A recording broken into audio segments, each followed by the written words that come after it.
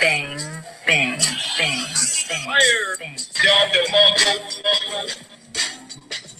Hey, ladies and gentlemen, what's going on to another episode of Hands of Fire Boxing Talk? I'm your host, writer and reporter for RealCombatMedia.com, G.Alé Dampier, and I'm joined by my fellow OG host, co-host, and fellow Ring IQ admin, Julius Fox. How y'all doing? Happy birthday to that page, we could say. And also back from the dead, Ibn Daoud. I'm getting ready for ringside, man. World's tournament. My kid's about to fight, bro. I've been focused. Hey, man, that's boxing love, so we can't. Nobody can say anything from that. I got kids to teach, man. They kids. This is very vital to their young boxing career.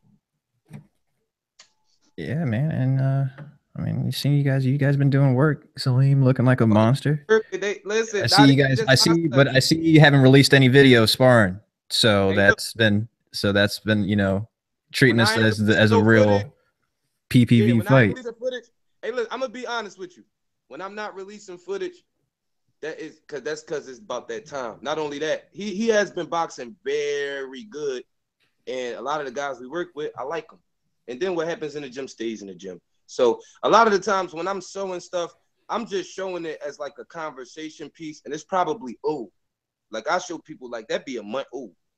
Not the stuff y'all get in your inbox, but I'm talking about stuff I put on the page. My son be a different fighter when I put it up. Yeah, because I seen when you posted him doing that stab to the body, and it was like that was like what, last week? I think you had him doing that Mayweather jab. Yeah, and going in a circle. Yeah. It's straight right hand to the body too. But look though, that sparring session was a month ago. That was a month ago. Now he could do that, and three other things, like, you know. Yeah, but the cool shit was you ain't tell him. You said, yo, what am I teaching my son to do right here? And everybody had to take a guess. You know what I'm saying? That was the cool shit, because that's what really got motherfuckers thinking. But the first thing I thought was, oh, he teaching them to win the fight. How Ward just won the fight. Yeah. Hey, listen, you want to know something though? I would just drop this real quick, right? Jabbing and shooting straight right hands to the body allows you to score to the body clean without really getting hit back. And a lot of people don't understand the importance of that. If you do that for 2 rounds, especially like they fight 3-round fights, but like when they're in the gym, say you sparring 6 rounds, when you do that for 2 rounds, what happens is your opponent's lead hand, he falls into a guessing game from getting hit underneath his elbow. So he got that body shot coming, but if he drops his hand, he got that overhand right, and it creates a guessing game. So that's a very vital punch. But I don't want to say too much, man, because there's people I coach against that listen to this shit. I know they do. Yeah, man. And unless, just to be sure we don't get too far off topic, but it was just a good update on our trainer of a prodigy on the way.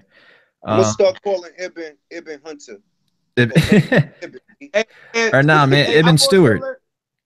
I'm more similar to George Benton.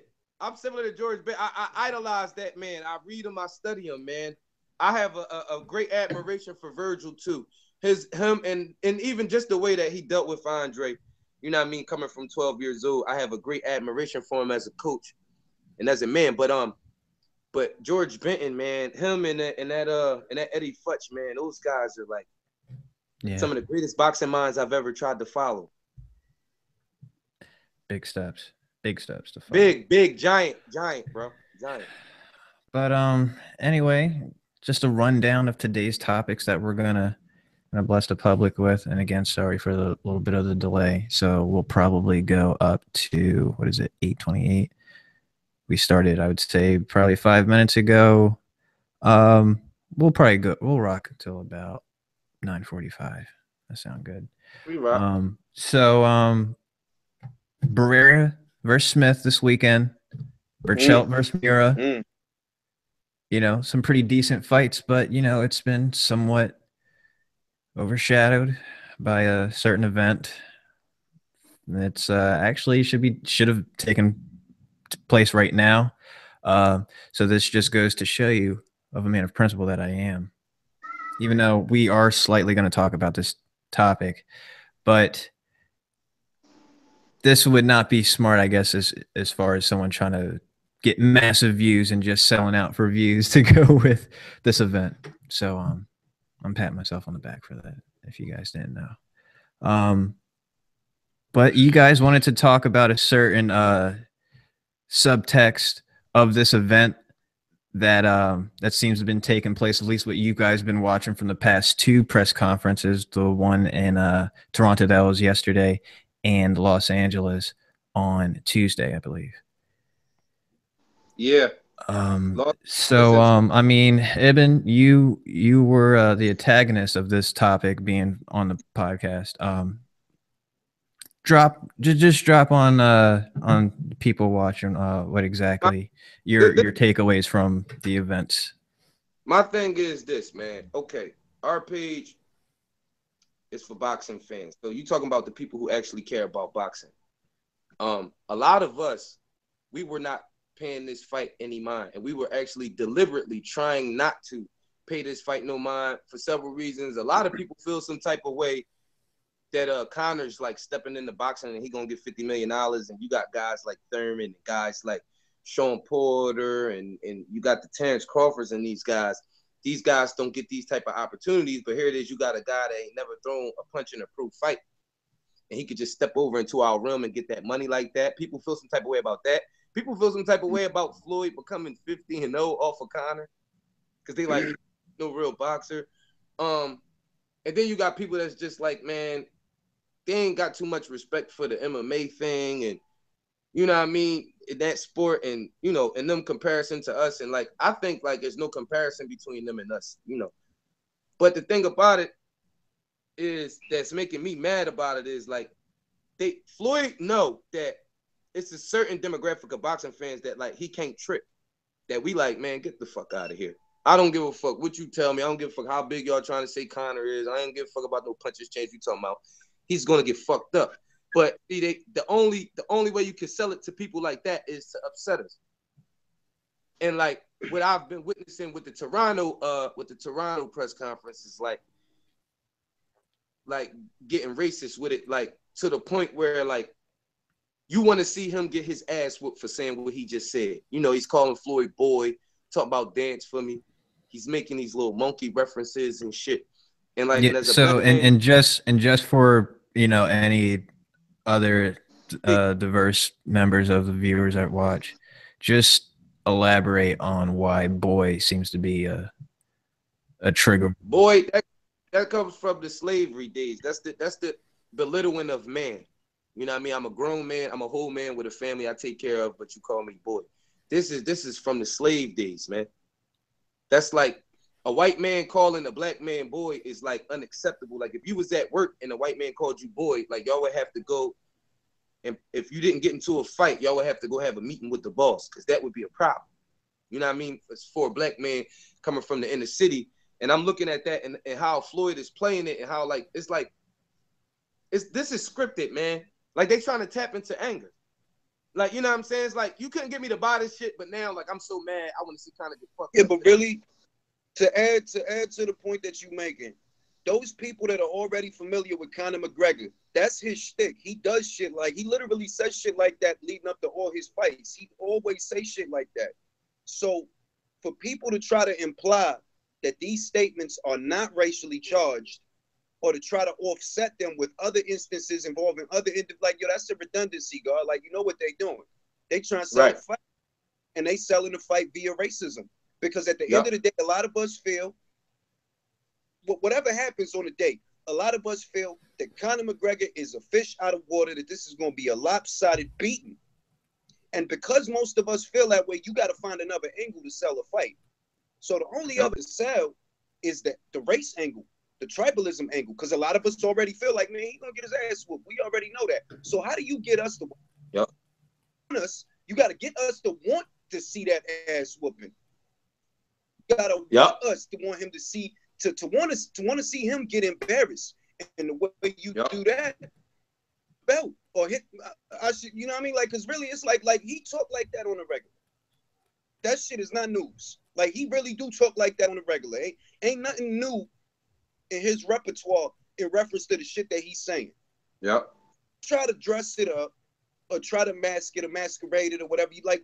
Dog, I done seen him say more shit than that.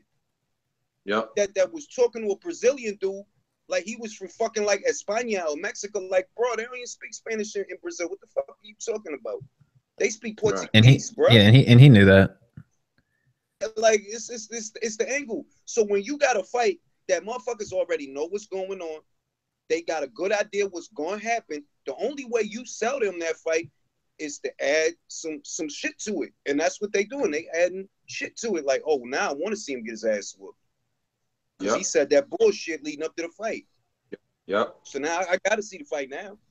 Yep. That's how they did it. They cast it out there with that little racism. And it's messed up because Ibn, I guess to close out, or I guess to put my input on it, the majority of the topics that you said, as to reasons why boxing fans never wanted to see it, exactly my feelings. I would say excluding probably the disrespect for MMA, because I do, I always had an appreciation for other martial arts and, slightly partook in some of them. But, I've always saw that coming. I mean, I figured, and that's what made me initially, when the talks of this event even started, is why I was so angry, is because that the lore could always be out there. As one-sided as this event is going to be, and that we knew it was going to be from the very beginning that it was even mentioned, that they could use, the fame and racial divide. They selling us the racial divide of the United States, man. That's what they selling. This is what goes on here. This is what goes on underneath the surface. Donald Trump is the fucking president right now, and he talking about grabbing women by the pussy, and we elected this motherfucker in, and they selling it. Yeah. They capitalize off the shit. And look, Trump just got, it's like, it's just fuel to the fire, man. And that's the thing, is that was always out there. So that's how they were always going to be able to get the money. Always the way you were going to be able to pull eyes onto this fight, knowing what this is going to be. Knowing damn well this is going to be. Now, the one thing I will say that changes things from what I saw from the very beginning, I mean, everything's pretty much playing out exactly how I saw it, except this one manner, is that, or at least I started changing my mind on it, is the fact that this might be so one-sided, because before I always just alluded to that, man, I mean, you guys, as far as other fans, know what a Mayweather fight looks like. And, the $100 pay-per-view price should be a very huge reminder of what a Mayweather fight looks like. So, I mean, why even set yourself up to be disappointed like that? But now with, the angle that's being played here, and as one-sided as I already thought it was going to be, Mayweather's probably could knock him the fuck out. And the reason why I say that, knock him the fuck out. And the reason I say that is because and it's probably simple for anyone who's ever seen Mayweather spar. Now, and that was always my anger with Floyd, is because you see this guy go in sparring. Like, he's, they talk about the drop off of Pretty Boy. He still has it. He can still do it if he wants to. And if the opposition allows him to, he will take every opportunity to fuck you up, to land at whatever he can. He can tee off. Yeah. But you don't see it in the price. Like that's why his sparrings are never really viewed. Because that's what he's capable of. And that's why I get angry, because I feel like I'm being sold short of whatever a performance is. Yeah, he's not giving you what he really got. But He got in more. this aspect, in this fight, come on now. This is essentially a sparring partner. Without encouraging, a glorified one. Without encouraging thoughts of this being looked at as a serious matchup, banking on Conor McGregor landing a knockout punch where world champion boxers and seasoned veterans couldn't do it. If they couldn't do it, how the fuck do you figure that he's going to do it? What this guy's going to do is he's going to swing, he's going to miss, he's going to get tired, fatigue will get him, and then Floyd will put him away. Yep. Floyd and, gonna to Marky in the chat, what up, Marky? He's watching, but he said that Floyd's hands might not hold up for that task. For what I just said. What happens? Xylocaine. No, I'm gonna tell you the truth about that. When people be talking about Floyd hands, this is the truth. He'll whip your ass, and at the end, they just gonna be broke. Yeah, listen, bro. He can do it. No, listen, because people don't really understand how that works. Like, they think like his hands is messed up, so he can't hit you hard. No, he's not hitting you hard because he don't want to go through them being broke, and he's so good that he can beat you without doing it. But if he get pushed to the limit, what happens is he going to just fight, and when it's over, he just gonna have to take care of his hands. That shit don't stop nothing, bro.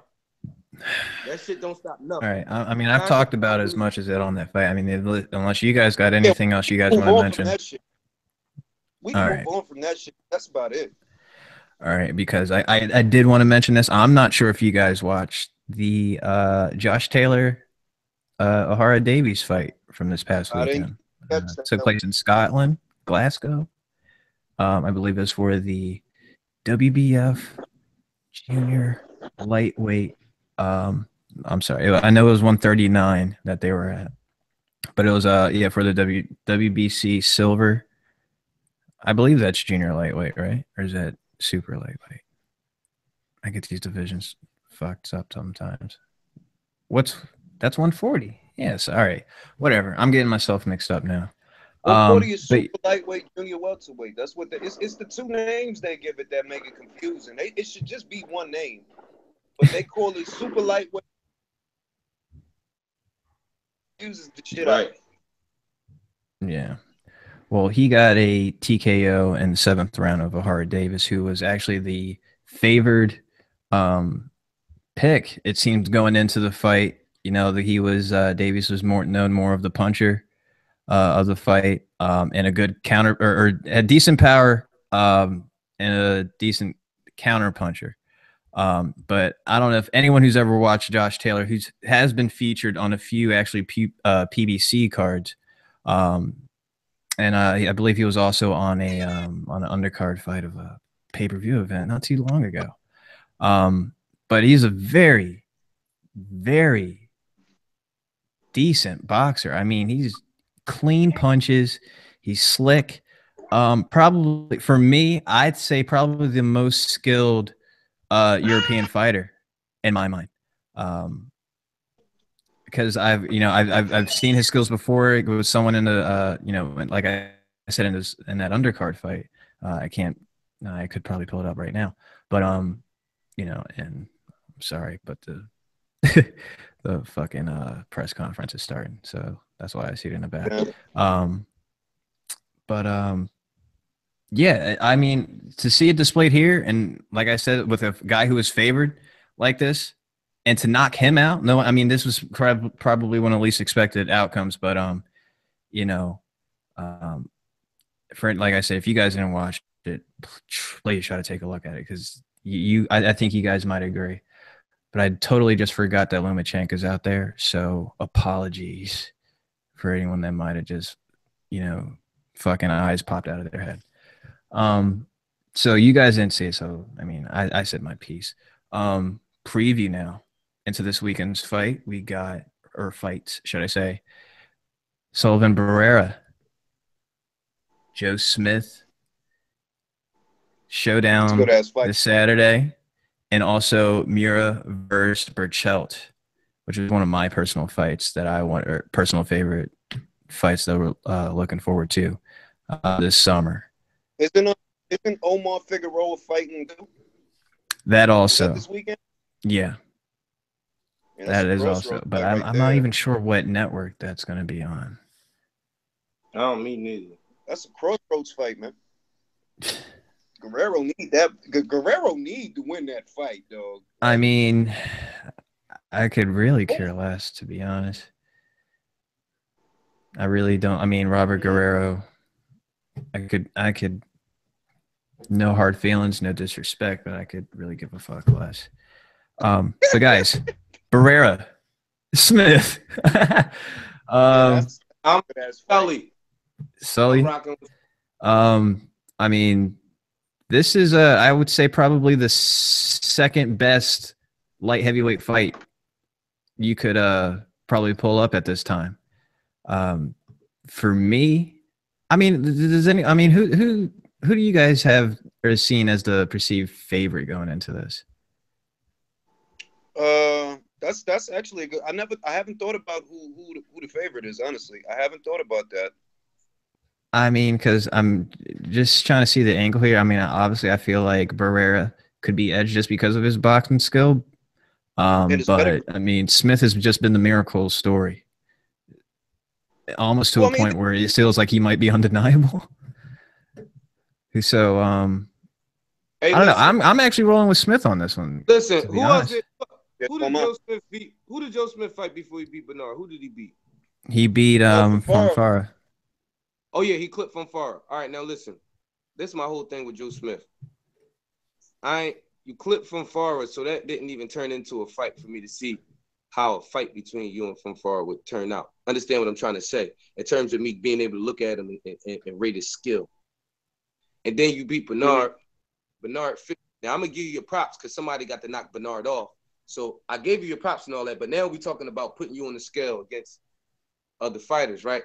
So you beat him, and he was 50. You knocked him the fuck out. All right, props given to you, but like I hadn't seen nothing from you to make me think that like I gotta pick you to beat a guy with like the skill set that like Sully got. Like I don't know if you're that good if you don't knock a joke out, and then I don't know if you're gonna knock him out.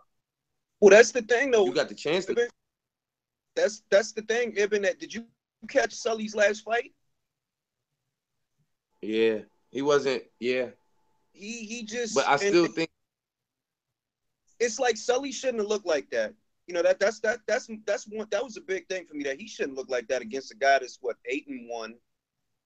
Old. He only had like a couple fights, and Sully was like, bad, man. Or was that the fight he couldn't really get up for? It was him versus a guy called Paul Parker. Right. And I watched that fight and I'm like, yo, I expect Sully to look so much better because even when he fought Ward, he showed something. He showed that at least that he belongs in there at least. Right. He was just getting hit with some real interesting punches, and I just kept thinking like, look, I know Sullivan Barrera is just way more skillful. Well, I know he's more skillful. I give him that. But some of these shots that are landing, I imagine Joe Smith in Paul Parker's place, and I'm like, I don't know if Sully could deal with that shit. To be honest, I don't trust Sully being elusive more than I know that Joe Smith hits hard. If he don't do shit else, that motherfucker hit hard. Yeah. Yeah, and there's something about that. The fact that it seems, or his consistency seems to be so leaky like that, as to the reasons why I think, or at least I wouldn't be surprised that Joe Smith possibly knocks him out. Probably not. He got to knock. I don't think he's going to outbox him. Yeah, of course not. Of course not. I mean, if he was ever going to get a decision, it was just by a beatdown. Yeah. Right. He's not going to outbox him. That's what I was saying. Like, I don't know. Is he going to knock? I don't know if he's going to knock Sully out. Because Sully would be more defensive than Fonfara would. Won't be able to clip him like that early, or you know what I mean. If you don't clip him like that early as it progressed, the thing about Joe Smith is like in his way, like he is relentless to an extent. Like he fights like he's on borrowed time. And any fight, if fighters that fight like that, they dangerous. You know what I'm saying? Yeah, what I mean Even when he ended that, because if the first one that knocked Fonfara down was a right hand, but when he landed that, and that's because Fonfara was lighting him up. He had him. He was in a high guard. Fonfara's landing punches. He's putting punches together, and Joe Smith just opened up to a right hand, knocked Fonfara down, and obviously Fonfara was hurt after that, even after he got up. And it's because of that I kind of lean towards him. It's like, yeah, I could see Sully getting the best of him, and then then he starts putting punches together. That's what I mean. Yes, and Sully's not that elusive to where it's like, all right, I don't want guy to hit me, so he ain't gonna hit me. Comes forward. So he comes forward, engages in exchange. I don't know, B. The comfortable choice would be Sullivan Barrera, but this guy's a wild card. Like his power, his skill, obviously, like Sullivan Barrera is more skilled, and you can see that. But it's this guy's power. It's more bankable. Not being hit. I seen Paul Parker land a sweet right hand on him. You know what I mean? And that was out the gate. Right. He switched from orthodox to southpaw in the third. And I think it was in the third or the fourth. He caught him with a left hand, and it was a mean left hand. And I'm like, yo, he's getting hit, dog. He really getting hit by this 8-1 guy. It's like, I can't trust Sully. That's my biggest thing, that I would like to give it to Sully, but I can't trust him. Well, this is his chance. He can't lose this one. So that being said, guys, picks. Who wants this and how? Sully. How? I don't know if he's gonna knock Joe Smith out. I ain't gonna pick him to knock Joe Smith out. I'm gonna pick him to beat him through the duration 12. Julius. I think Smith is going to stop him. I think he's going to stop him. He's going to look bad. He's going to look bad, and then he's just going to open up, and he's going to unload. He's going to start putting punches together, and I don't want to treat it like I'm 100% sure, because I'm actually not. I did not want to make a pick because I'm not sure how they've been looking in recent fights. It looks like it's more likely that the dog is going to come out of Smith Jr. He's going to step it up and not get hit. He get hit, man. Ward caught him clean. What he did, he fell down. Ward hit him one guy. Nice shots on you. Ward hit him on his temple and fucked up his equilibrium. That's why he went down like that. And I get that. I get that, but I kind of felt that Sullivan Barrera should have been able to deal with the shot, even if, because it was a hard shot. Able to deal with that shot. For Ward to put you on your ass like that, Ward not necessarily being a power guy, like I don't know how Sullivan Barrera can take a punch. I don't trust it. And if I don't trust it, it usually means that I shouldn't trust. Based on that, it's just I know that much, and I don't know how Sullivan Barrera is going to deal with the pressure. And for those reasons, I go with Joe Smith for a knockout in the 8th round. Just like you said, I'm not certain that Barrera can necessarily take a punch to be knocked down by Ward, and that's not to, besmirch any of his skills as a power puncher, especially of recent results. But I would say, obviously by the eye, that Joe Smith seems to be the more solid and natural puncher for the weight. And just simple off those reasons, and a guy like I said, or like you had said, Julius, whose performances, haven't always been the most consistent, and he doesn't seem to be the master Cuban boxer that stereotype or mold that he doesn't necessarily fit it. And he can be gotten to simply. And any hint of leaks in his defense that I could ever be suspicious of was always going to be a problem, whether it was small or large. And in this instance, it just seems to be larger than what I think may be perceived at first. So All big Cubans are like that. If you notice, Yaneski Gonzalez, Ortiz, the bigger ones, they don't necessarily train them to be super sharp. They do train them to kind of like come forward and get at you. If you ever paid attention. They do, but no, and that's definitely true. The thing is that some of these shots, if you just review a lot of Sullivan Barrera's fights, and I'm not talking about the last two, because a lot of people probably only saw the last two or the one before the last one, probably the extent that they know him. But if you've been watching him, or if you did your homework on him, get hit, and it's the shots that he's getting hit with that is worrying to me. It's like, well, you probably could take it from that guy, but this guy actually hits kind of hard. So if a guy like that can hit you, and then you in there with a guy like this, and I don't know how you gonna deal with that. I honestly don't know, because that guy shouldn't even, the other guy shouldn't have been able to hit you like that. Right. If this guy hits you like that, you might not get back up. Right. In the Paul Parker fight, he didn't really start getting his rhythm until the 4th round. So God forbid he goes into this fight, and they said something, he was cold, he didn't break a sweat yet, so his rhythm was off. He wasn't hot yet. Just like if you think about a circumstance like that, well, what if you go into this fight like that? I don't know that you have 4 rounds to find your rhythm against a big puncher like this, because what I like about Joe Smith is that he's a dog. That if you hit him with something he don't like, he's gonna open up, and you don't want to be in front of him. Because you don't want to be in.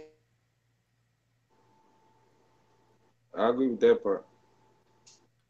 I mean, Joe Smith does have a chance to score a KO.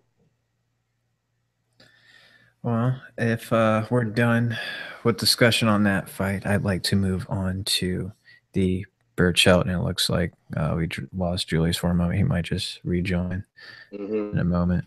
But Berchelt versus Miura. Like I said, I've been looking forward to this fight, since basically the big rundown of all the summer fights that were taking place, I believe, other than the Kovalev-Ward rematch. Berchelt, who was a pretty much unknown if you didn't watch Tex-Mex or Azteca Boxing, probably in those high, 1,300 channels, those global networks. Even I don't know why. I mean, it's more or less, I guess, at a region network network here. But yeah, I mean, that's where, at least when looking him up, that's where a lot of his fights were. But recent unknown until his victory over Francisco Vargas just earlier this year. Epic fight. And in a way, remember, guys, I did pick him to win that fight. And man, it was that and maybe a bit more. Ferocious fighter. And Takashi Miura, I believe I said his first name right, has only known wars. I mean, at some point, I think he's probably, it seems like he's always going to be the underdog just because we feel like, oh, he's had too many wars. But how many times does he just bring the chaos? and it just didn't matter. So this is just a promised good fight.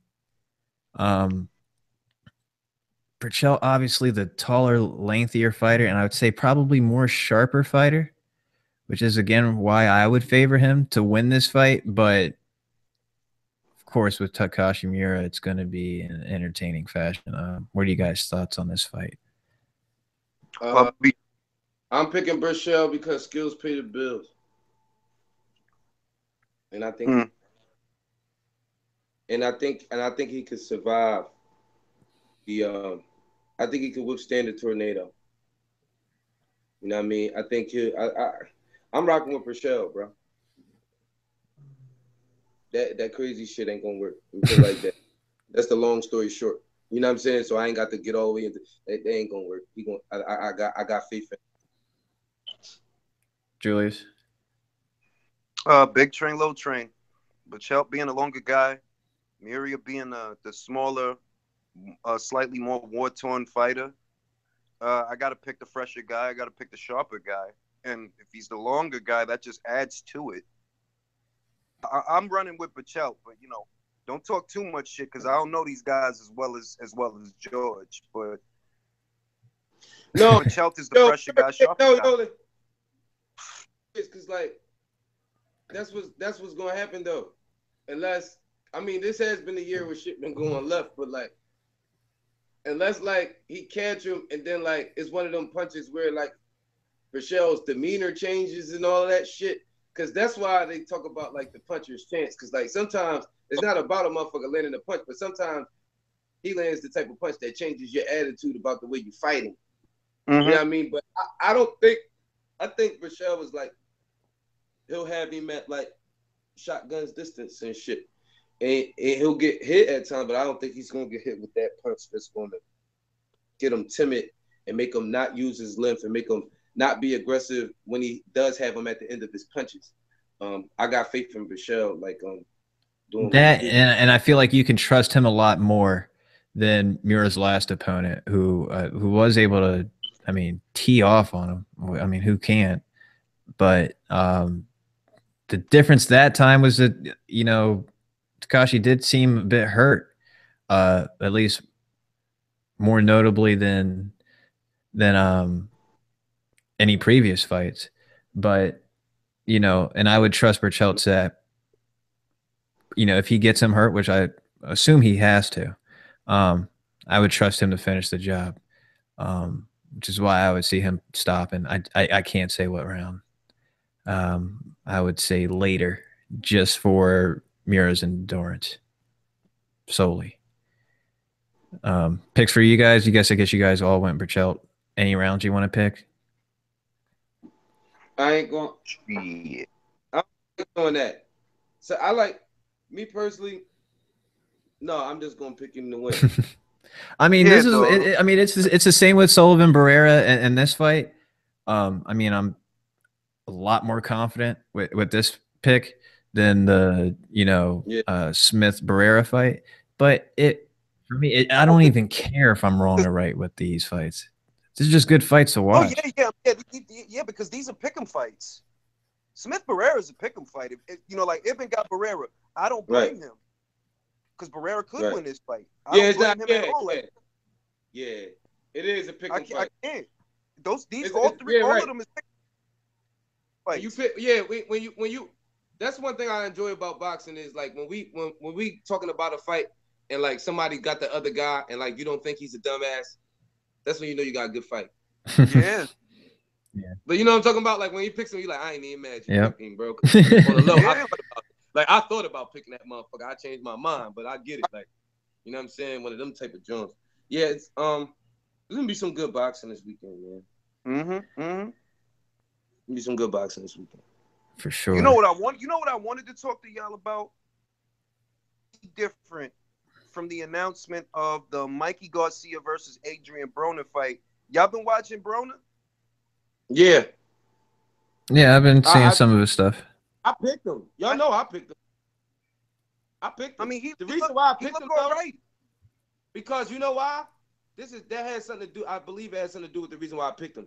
I picked him because this probably his last chance. Mm-hmm. And I know, that right. It ain't about no focus or none of that, because y'all know I don't believe in the focus Broner. But what I'm saying is, you like living the way you live, and he's been fighting since he was a kid. That resistance, and then those odds being 5-1, motherfucker. If you gonna fight, you gonna fight today. That's the thing about it. Like if a motherfucker is going to get up, he gonna get up for this. Y'all got me as a 5-1 underdog.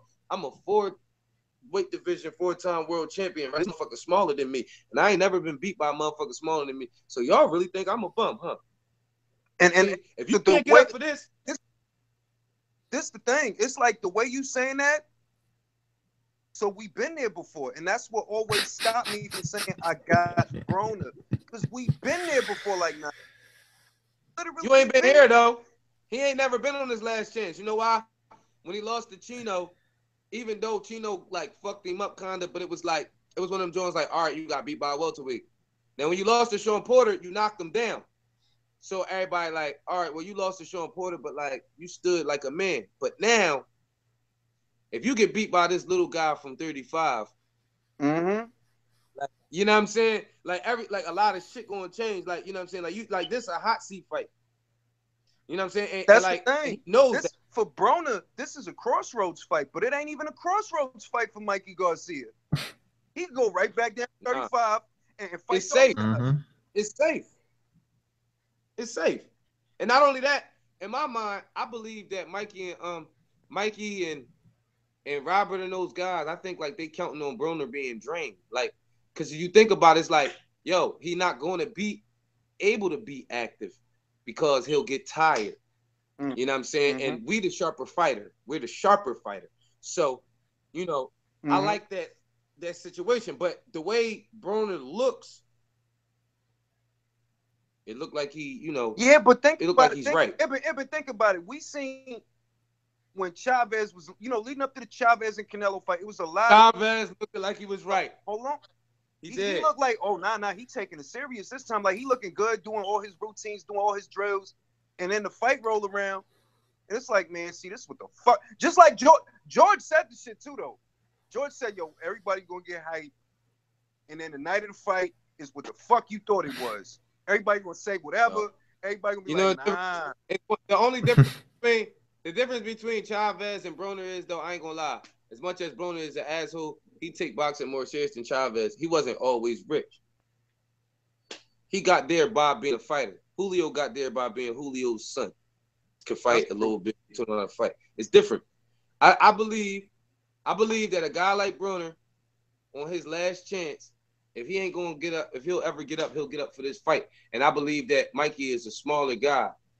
And I believe that when Adrian Broner is not pressured in a way to make him unsure of himself, he lets his hands go. I cannot see where Mikey Garcia can make Adrian Broner not let his hands go. I don't see that. I don't see him being sharp enough to nail him on some sharp ass shit where though Broner's scared to open up. He's not that good. And then he's not big enough, and he doesn't have the style. He's not a physically imposing guy. So he can't bottle Broner up that way. So where you gonna bottle Broner up at? Because if you don't bottle him up, that motherfucker is a long night. That's true though, and that's why is different.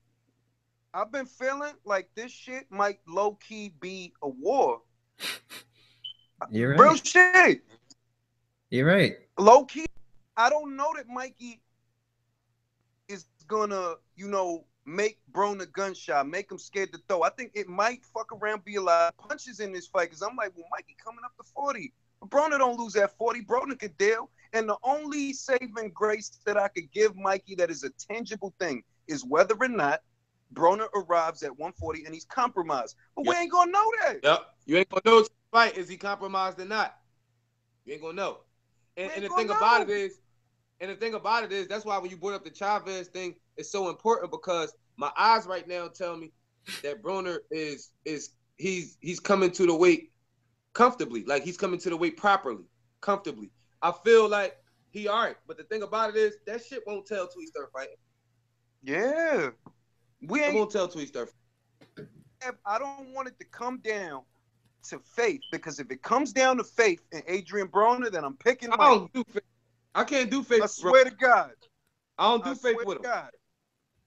I don't do faith with him. All right. I think that, like, no, if it comes down to that, all right, I'm picking Mikey. And like, I'm on the, I ain't gonna front. I'm on to fit that one out because I'm like, I'm a shit going on right here. I don't know. It's too much shit. But can I trust Mikey at 140? I don't know. Who did Mikey beat up? Right? Nobody like Broner. Right. Nobody like Broner. That's all I gotta say. Fight. And that's why I am the way I am about this shit, because I'm like, bro, who did you beat up that was like that? That's faster than you. Any bigger than you, ain't faster than you.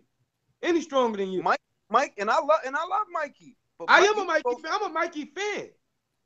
Yeah, but you could go down the whole 36 guys that he fought. You are not gonna find no Adrian Broner. Adrian Broner would have stopped Salito. Guy in there. It's just George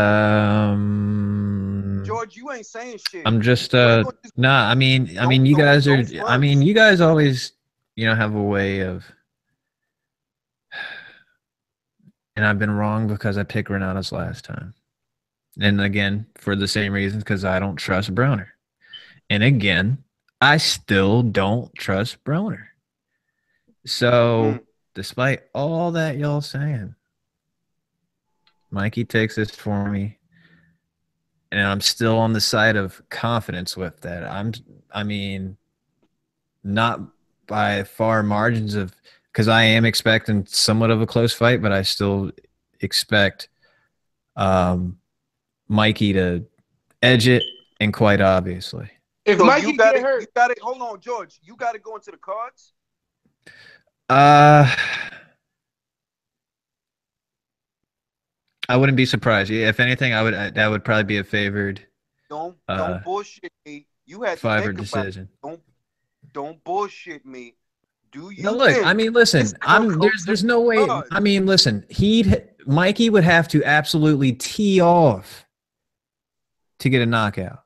Then that means he's having his way so much. He's not stopping that he could get. And I don't think it's to that extent. I'll give Broner the credit enough that he's still a lot. Fuck a focus and all of that. What the fuck make y'all think a 135 fighter gonna stop Broner though? The same thing that made motherfuckers think that Ward was gonna go in there and stop Kovalev. Cut it out, man. The difference is shit going on that is not supposed to be going on. I agree with that. Point is winning fights. I'll give you that. Stopping people. I'll give you that. I will give you that. I'm going to concede to that. I'm not even going to call it bullshit or nothing. All I'm saying is, Broner withstood that Chino shit. He left on his own 2 feet. He fought Sean Porter, man. Sean Porter, a dog, and he a little bit grimy with that shit. And he do his football shit and all that. And like, he didn't even have Broner fucked up. He beat him. He didn't have him fucked up. So I'm trying to figure out, where does Mikey stop Broner? Broner got heart. Bro. Now I'm going to tell you something. Hold on. That depends on how Broner gets to 140. Because if he get there and he ain't all right, do it. And we know Broner had to change the weight at the last minute. It was supposed to be at 142, not even 140. It was supposed to be at 142. He couldn't be. If you couldn't make 142 the last fight, 40 now. And if you do make 140, how you gonna look? You couldn't make 142. He only gets bigger and bigger in between these fights. Yeah. Like I never seen him as big as the way he was before this fight. Like, you gotta ask yourself. He looked like a different dude. Hey, look, a little bird told me that he's strong right now and the weight coming off good and people gonna be surprised. A bird told me. Just make weight, man. Just make weight. Nah, a bird told me that they think he gonna make it for sure. But they saying that that bird said people might be surprised. That's what he said. I seen him. Look, I just seen him post one of his workouts on the gram. And he look all, like, just looking at how he looked, I'm looking emaciated. He looks slim. He looks real trim. He was doing some shipping on the shit. He got 230-pound weights in his hands. He look all right. Yeah. It's just that and the bird feel some type of way about them eyes. Be looking all right. Gabe Rosado, bro. Mm-hmm. Okay. Gabe be looking all right, and the fight until his face gets split up. Fuck. About Gabe, fuck. Though, right? People can train so good that people can actually believe that you're actually a boxer, like Sylvester Stallone. That's true. Right. So that's true. You can look not only great that though, but hold on though, because I hate that. I hate sometimes when we go to Gabe, right? Let's just get one thing about Gabe. I'm not shitting on Gabe. You can't. I'm not shitting on Gabe. That's Philly. Gabe problem is his scar that shit split right open, and he don't make it to the end of shit. Sometimes a couple guys they put him down and but you talking about like when he lost to GGG. But a lot of the guys they beat him. it's like the fight getting stopped because he can't stop bleeding. Like, they not fucking him up like that. It's just That's that true. he get hit with punches that everybody get hit with, and his shit open right the fuck up and don't stop bleeding. That's true. And not for nothing, look, I'm not gonna say because that Martin Murray fight was like, but he ain't look bad. He ain't look bad. He was in that Gabe fight. could fight. He could fight.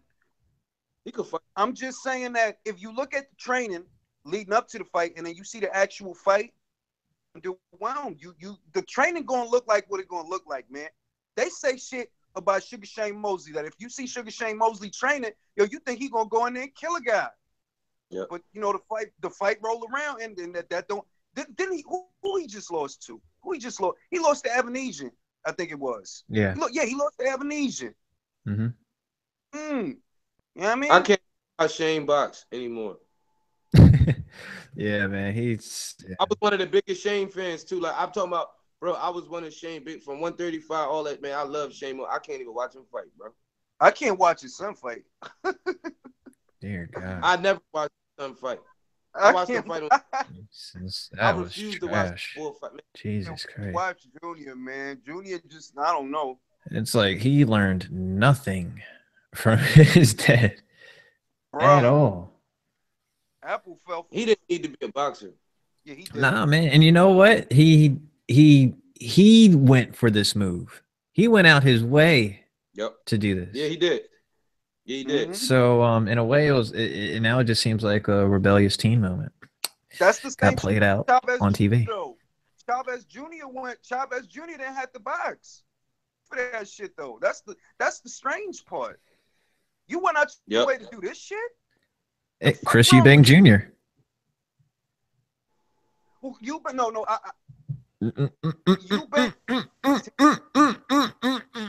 Nope, he's a gimmick. He's a gimmick. Nope, he's a gimmick. He's a gimmick. I'm gonna ask you a question. Eubank Jr. If it's Eubank Jr. and Rob Brink, or Eubank Jr. and Curtis Stevens, you're not gonna bet on Eubank Jr.? Curtis Stevens, Eubank Jr. Eubank better than both of them, George. Yo, I'm mad. You gotta think about it. The thing is, that's closer than you're thinking. I think you're giving it credit for. It's close, George. He is not like them, George. But I'm saying that no, he's not. He could still win the fights that he's supposed to win. Yeah, that's what I'm saying. Yup, he can. He can. Fights he's not them. And if Eubank is not them. Those no, fights, not. Yeah, don't do that, George. Don't do that. Yeah. He's a bitch. You talking about Eubank like he got like 8 losses or some shit. He lost. He get on my nerves. He was doing pad work on the fucking trash. Shit. I hate that motherfucker, but he could. I hate you heard that shit? I do not like that motherfucker, man. I don't. But guess what though? But he ain't. Yeah, but he not like. Yeah, he not like them too. He ain't trash. Agree to disagree. He's trash. You know that boy ain't no trash, man. He's trash. I'll whoop his ass. I don't even like. I'll whoop his fucking ass. I don't even. You don't call him trash, man. That boy got the IBO.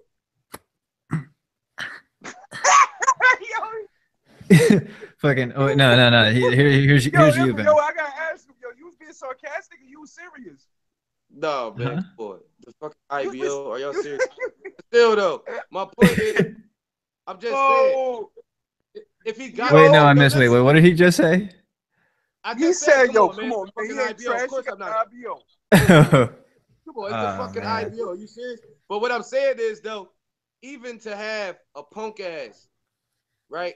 To have that punk ass 5th title, 6th title, that's better than Chavez and these dudes. That's better than Shane. Like Shane couldn't win the IBO. Yeah, that's true. He couldn't. He couldn't do that. But still not the devastating power puncher monster that he's promoted to be. And no monster. I'm not. Yeah. I mean that's just my grip with it. No, you're being biased, preference. George. That's my bias. Yes. You know what? I can't. Some things I will put into balance, but some things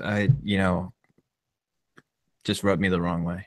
And he's one of those cunts that I can't fucking stand. But back to the original point. He's a cunt. But to the original point, a son who did not need to fight, who chose to go out his way and make the fight, and not the star his daddy was. Oh yeah, nowhere near. Nowhere near. Or really the fighter. Not even I said star, but the fighter as dad was. And even that, I still didn't think extremely highly of Eubank, you know. At least when it comes to the middleweight divisions. Of course, he has some decent style and solid boxer, and everything. But I'm a James Toney kind of guy when it comes to that. At least around that time.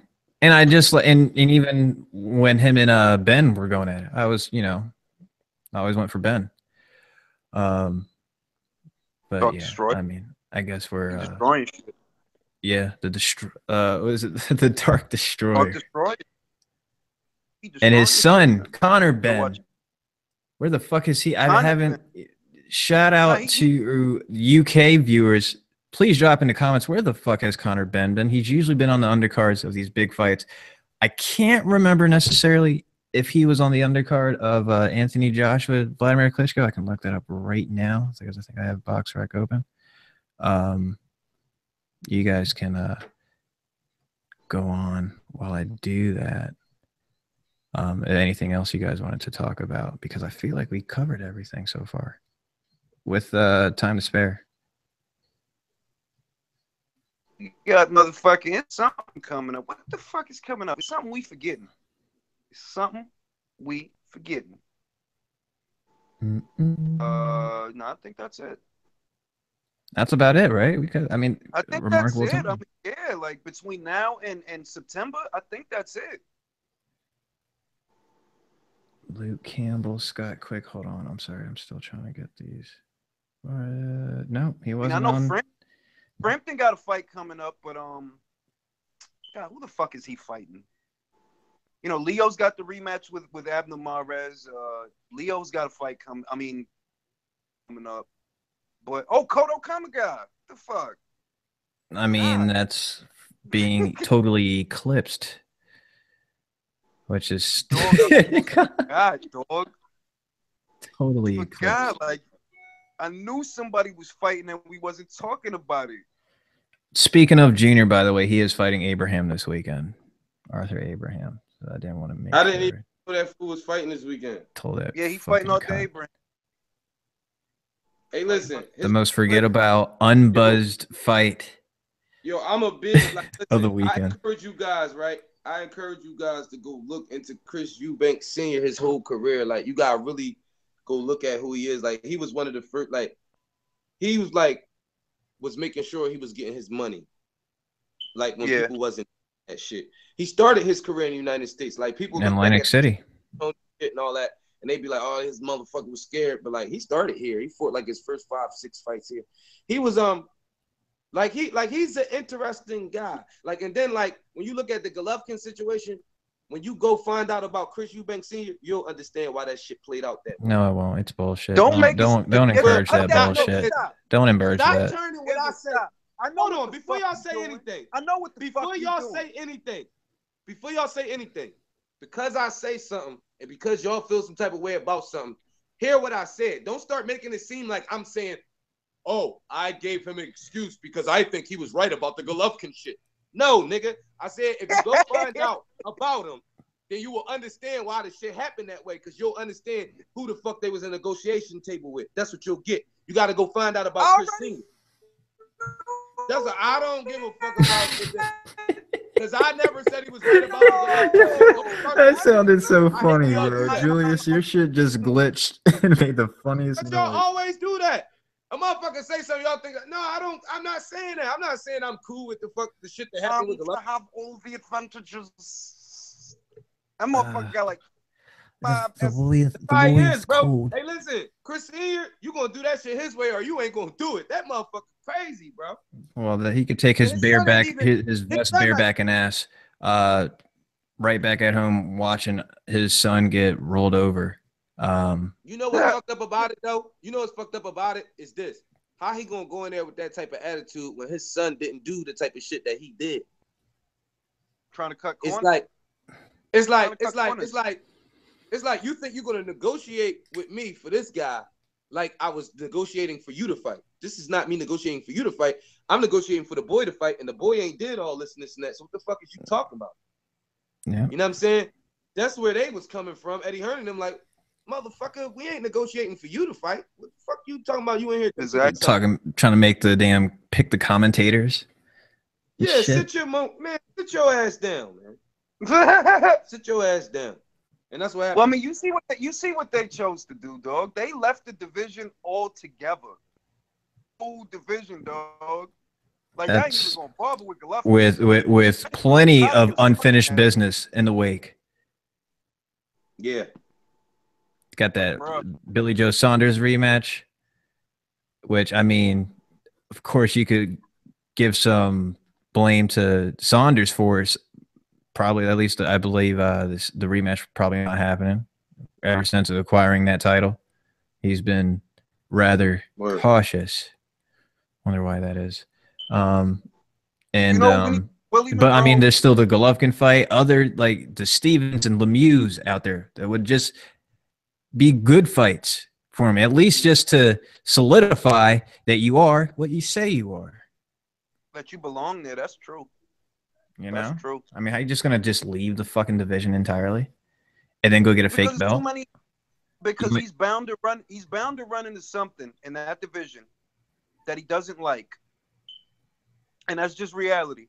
Golovkin's not the only guy there that can hurt you. Mm-hmm. Daniel James can hurt you. Mm-hmm. David Lemieux can hurt you. You know what I mean? So you got to get out of there because you got Golovkin holding 3 of the titles. Then you got Saunders holding the other one. I don't think he's too keen on fighting either of those guys. He's better off going to 168 where there's, more fights, more champions, easier avenues and more options. It's not a lot of options at 160 if you notice. It's not. No. You fight Golovkin. The girl whoop his ass. Whoop his ass. That's true. He lucky Badu Jack. He lucky Badu Jack is not there. Yeah. Badu Jack would have wore that ass out. Badu Jack going to 75 though. He can't make 68 like that no more. Nah. That's what I'm saying. He would have. But that's what I'm saying. If he Badu was there, Jack would have beat his Junior ass. The fuck up. Mm-hmm. He would have beat Junior ass, bro. And then you think about it, you got Charlo there, and I think Charlo. Yeah, Charlo probably beats him. I think Charlo beat Junior the fuck up. You know what I'm saying? Like, I can't think of somebody, like, when it comes to the guys that's on the up and up. I'm picking the guys Charlo. That's on the up and up. The guys that's on the up and up. Them guys that beat Eubank beating Danny Jacobs. He not going to beat David Lemieux. No. I don't think he'll beat Charlo. I'm not sure he could beat Highland, okay? That's how real it is. So, it's like, I see why you left, because for losing to one of them, you might as well go up there and lose, because you're not winning down here. But look. And he gave Kell Brook so much shit for quote-unquote quitting. Yeah. That essentially, which is what he did to a whole entire division, is that's what he's almost seeking when he actually does acquire, if he ever does acquire a big fight in the division, is where he can say, oh, well, I was never actually a natural 168 fighter. Just like certain Kell Brook that he gave so much shit for. Mm-hmm. And in a circumstance like that, it would be a stoppage. It would be a stoppage type fight for him. Yeah. I mean, you've been one of those guys that he's like hard to hit. And if you don't want Danny Jacobs to drop those bombs on you, you got to have some kind of good defense or a hell of a chin. And I don't think Eubank got that shit. No. Danny Jacobs hit hard, dog. The motherfucker hit hard, and he fast. He not super fast. He not Conor Canelo fast, but he fast enough that he could fuck you up. Yeah. Yeah, man. Solid power too. Yeah. But he not a little guy. No. Oh yeah, of course not. As he's shown with his ability to break that knockout streak. But I think that's about it, guys. I'm kind of running dry on things to talk about. So unless you guys want to go ahead and start giving out your social media shout outs, starting with Mr. Ring IQ Boxing Talk, Julius. shout out to Instagram right now. I've been going to Conor McGregor's page and leaving racist comments under his pictures. I've been calling everybody bastards and faggots. You know, I don't hate the Irish, by the way. It's just when I see racism, I reciprocate it. So if you over here saying N-words, bastard, all right? But I don't care.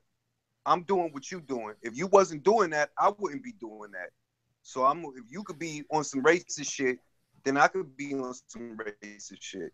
As soon as you get off that racist shit, I get off that shit with you.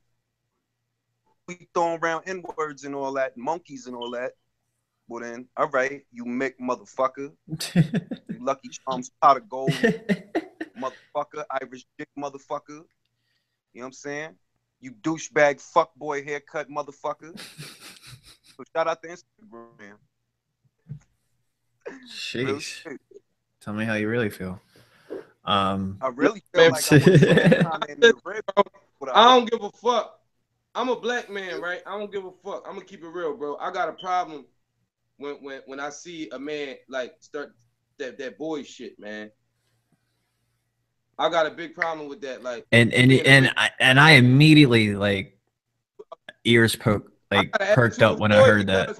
I was like, oh shit, and I immediately, just like you said, I looked at Floyd. I'm like, yo, you ain't gonna do shit. But I don't think. But here's my question before we go out, because Evan, when we get done, let's just throw out your shout outs. But do you think Floyd, knowing his history, is necessarily aware of that, or do you think he's just containing himself?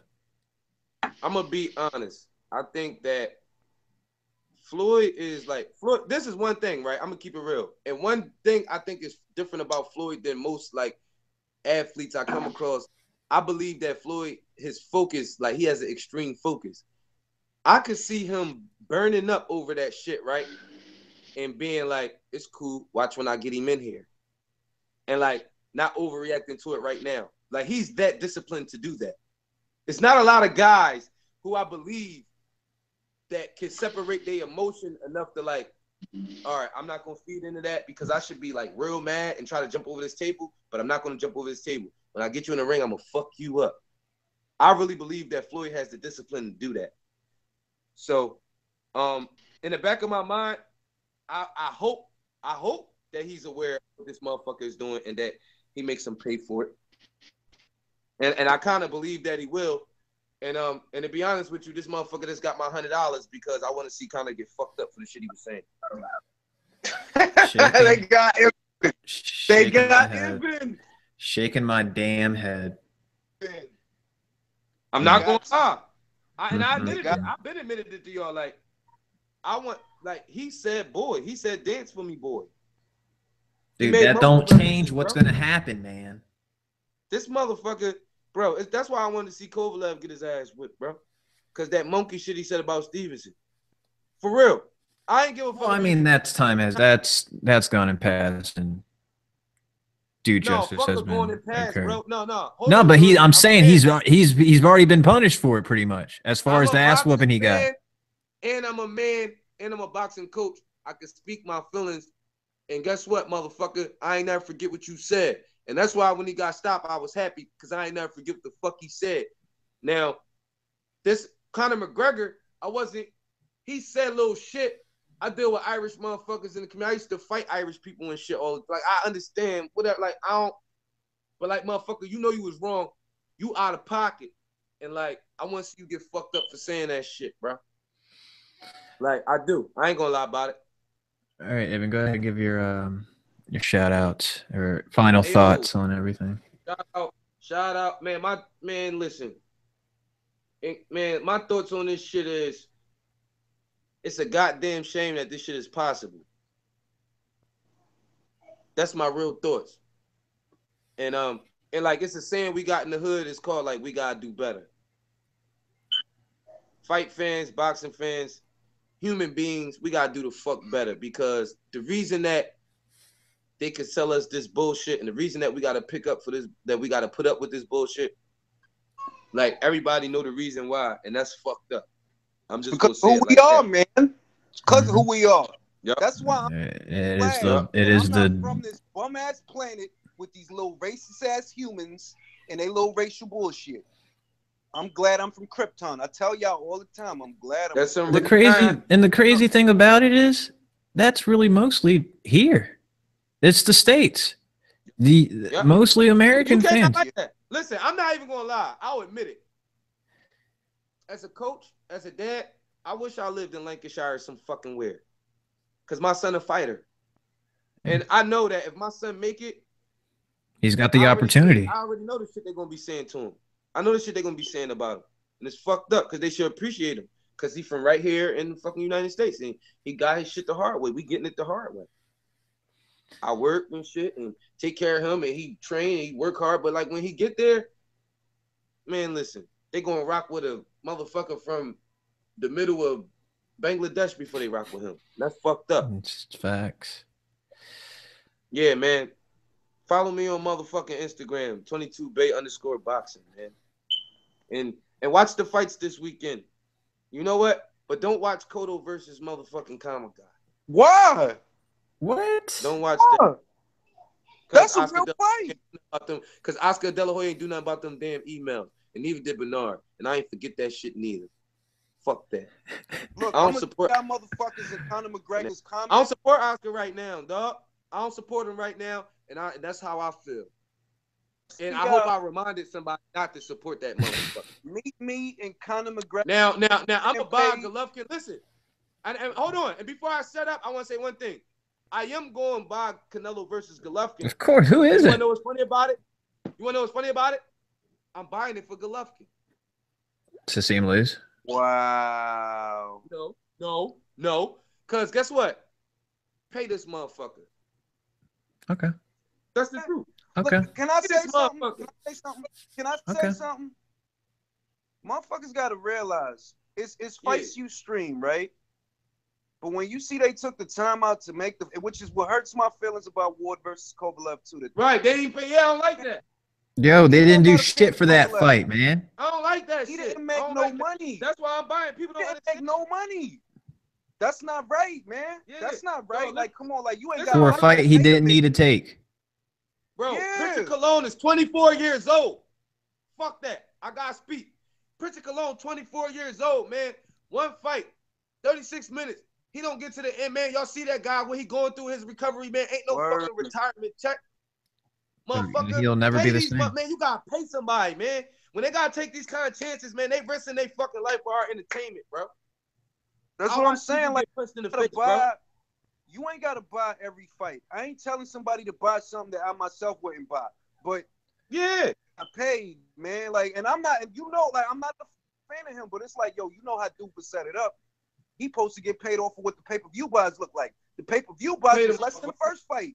That's fucked up. Pain. Which were already low. That's fucked up, man. Really though, that's fucked up. I mean, I feel like this is one of those moments where we definitely have to have this like a clip to the page. This portion of the discussion just right here, because no one, like you guys said, truly give, or at least I don't want to say that they were aware, because we obviously know the repercussions of fighting, but I don't think they understand what's being put on the line when these big fights are every time. I mean, not even just big fights, but just any fights.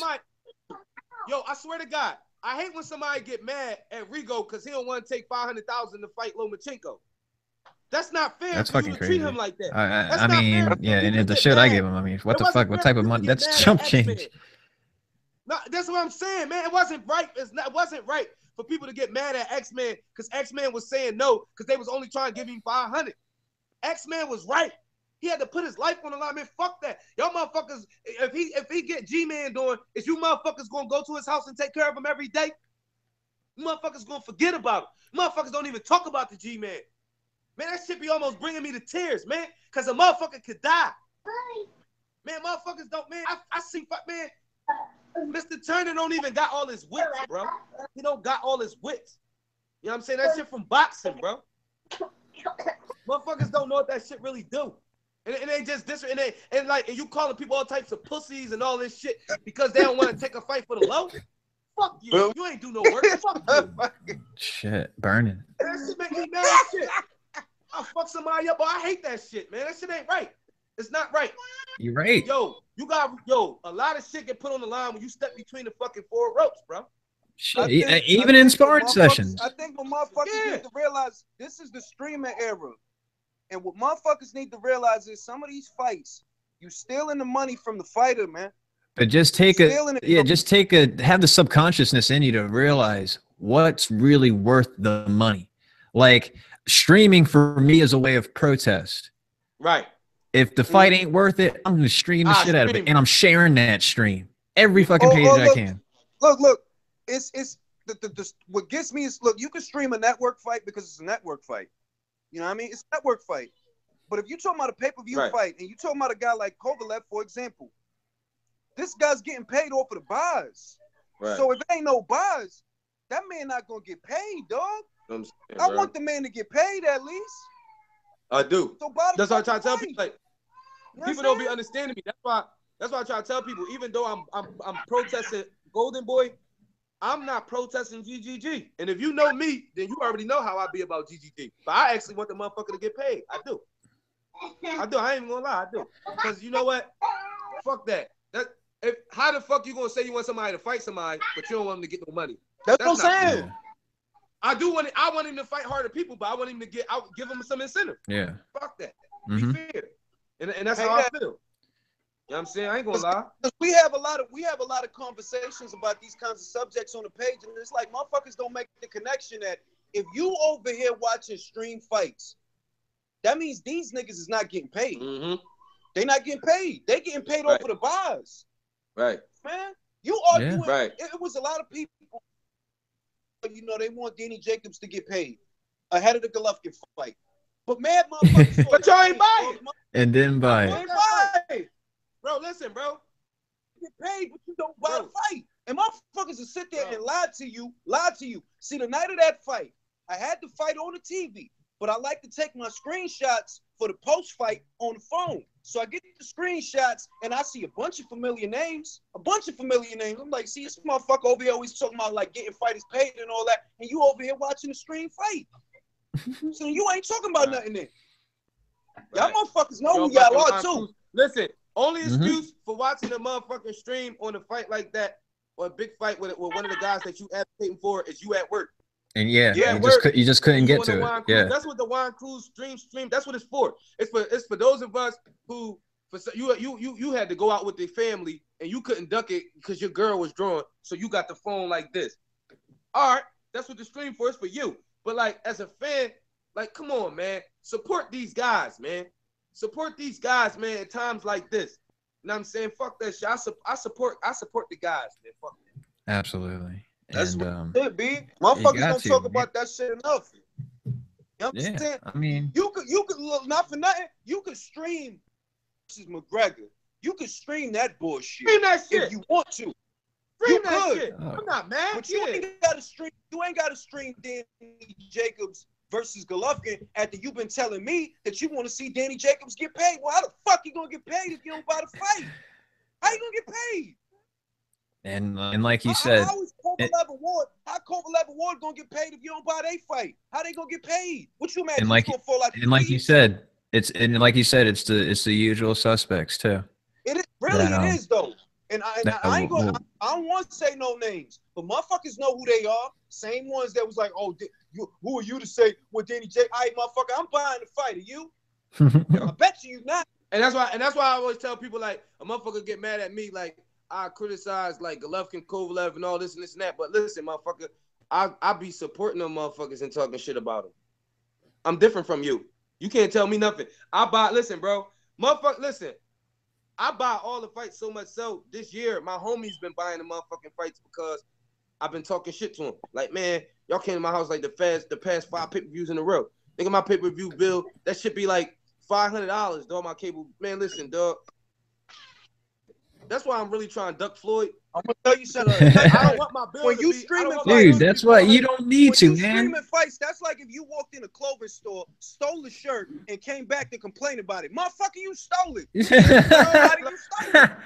How you gonna complain about that's true. You stole it. How you gonna cry it? Yeah, you guys hit the. I mean, but you guys are right. I mean, it's kind of a burning session. Was supposed to greet it out. But yeah, I mean,